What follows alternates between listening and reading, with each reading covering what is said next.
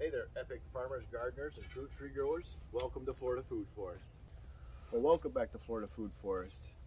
So I've seen lately on some forums that people are saying they have a brown thumb, or what can they grow that they can't kill? What is easy to grow? What will give them the best harvest? Well, I've come up with a list of 6 that work really well for me, and if you're not trying them, I hope you at least consider them. I also have had a brown thumb. Literally, I thought anything I touch will die. I've killed all kinds of different plants. Some really, really cool plants dead. But I found 6 that do really well. You don't really have to do much to the soil, and they'll grow well for you. Here, let's check them out. All right, first let's check out the longevity spinach. Now this is easy, easy, easy. When I mean easy, I mean it is easy. You just take a cutting, strip off some leaves, put it in soil, and away you go. 3 years ago, I started out with a small plant, and now I have, I don't know, a lot. I like to add it to burritos and tacos, salad, stew, stuff like that works pretty good. I've put it in a juicer, but you got to put a bunch of other stuff in there with the juicer to make it taste really good. I also use it as a chop and drop.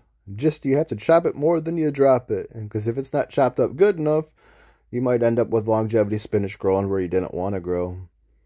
I used to put them in my aeroponics cloner and clone like 50 plants at a time and then transplant them to the ground.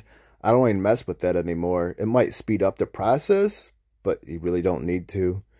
Here is just where I just put cuttings in the ground, and it did really good. I drive my motorcycle through here, so I didn't want like really nice fruit trees or plants that are going to get destroyed just by me driving by. Definitely a cool plant to grow in your Florida food forest if you aren't already. If you can find someone that has cuttings, get some cuttings from. Most of us will just give them away for free. And here is Catuc, another incredibly easy plant to grow. You just take a cutting, strip off most of your leaves, push it in the ground, and away you go. And keeping it watered helps too. And like most things in life, don't be overindulgent with this plant.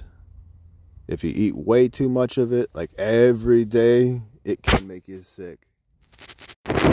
They do make an interesting little fruit, kind of berry-like, but not sweet like a berry. So if yours grow berries and you bite into it, don't expect to get a sweet flavor because you're going to be very much disappointed. And here is the pigeon pea. These guys are awesome for sure. They're nitrogen fixing, so I'm using them around this praying hand banana here to help feed that banana. I want that banana to be as absolutely happy as possible. And these are definitely fast growers. This one right here is a year old. I've been just chopping and dropping it, but the amount of seeds I get from these is insane.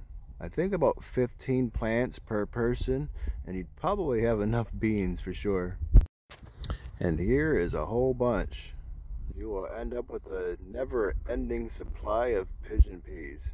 They're really good for you too, supposedly. Now here is Chaya, an excellent addition to your Florida food forest. You can take off a branch, take off most of the leaves, push it in the ground, and away you go. You got another new plant for your food forest. There is a warning though, do not eat these fresh. They must be cooked, and it must not be in an aluminum pan.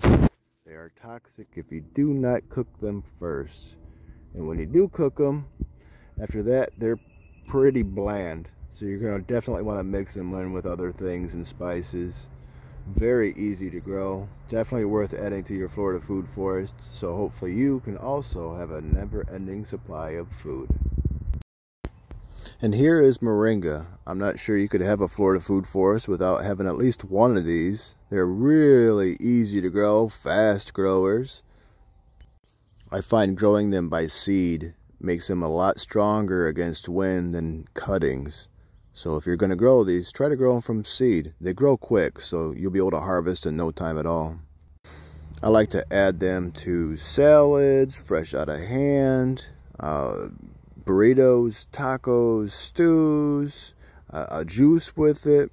I'll add them to coffee once I've ground them up in my coffee grinder. And then I'll add a bay leaf in with that because it can get kind of bitter in coffee, but the bay leaf cancels that out. And it tastes pretty good. Supposedly has awesome health benefits for you. So if you're not growing these in the Florida food forest, consider growing this. And here are sea salad trees, another really easy plant to propagate and put in your Florida food forest. When the leaves on this variety get bigger, I use them as tortilla wraps, and it works out absolutely perfect. It's a really easy plant to propagate. You just take a cutting, strip off most of your leaves, push in the ground, and keep moist. Now they are related to okra, so they can get slimy, so don't put a whole bunch in your mouth at the same time. I also do not have luck juicing them. If you try, I wish you the absolute best. Alright, hope I've inspired you to give these a whirl if you haven't already. Let me know in the comment section if you've enjoyed the video. Click the like, subscribe, and hit the bell notification so you get notified when new videos come out. That's it for me, Pat Pirate. Arr.